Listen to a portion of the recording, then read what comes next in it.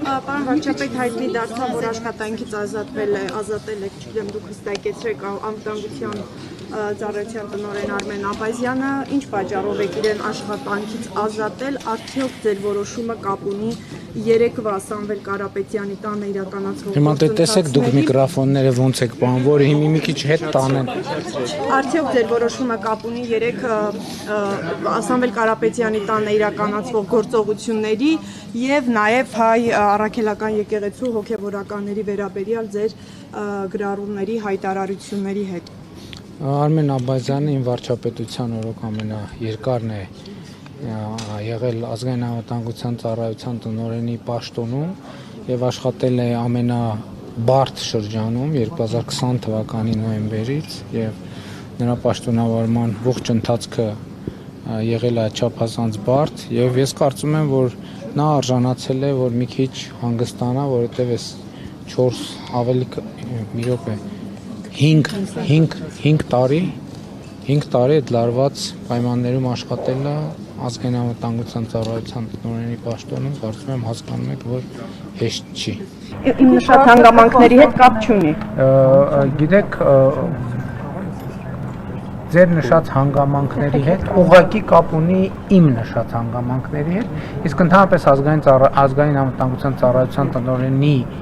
աշխատանքը առնչվում է գրեթե ամեն ինչի հետ, հատկապես այն ինչ որ վերաբերվում է անվտանգությանը, այդ թվում հիբրիդային։ Հրաժարվել է որևէ հանձնարարություն կատարել, պարոն վարչապետ։ Չէր կարող ազգային անվտանգության ծառայության տնօրենը հրաժարվել ին որևէ հանձնարարություն կատարել։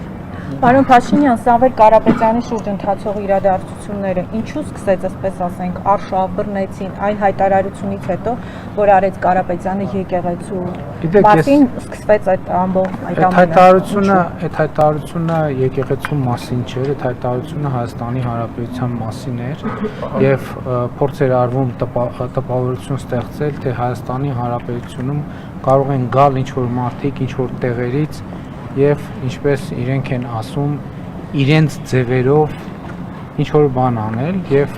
Հայաստանի Հանրապետությունը ունի արձագանքի կոնկրետ լծակներ եւ ես չեմ հանդուրժի ընդհանրապես որևէ մեկի լեզուն պտտվի տենց բան ասի։ Ես ընդհանրապես խորհուրդ եմ տալիս որ որևէ մեկի լեզուն չպտտվի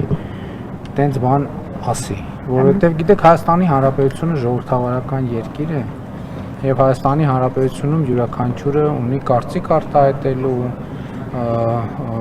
հավաքներ անցկացնելու, քաղաքական եւ հանրային կյանքին մասնակցելու իրավունք, բայց Հայաստանի Հանրապետությանը սպառնալ որևէ մեկը չի կարող եւ ես ինչքան էլ ժողովրդավարություն ամենակոշտ եւ ամենակոպիտ միջոցները կձեռնարկեմ ցանկացած նման դեպքում։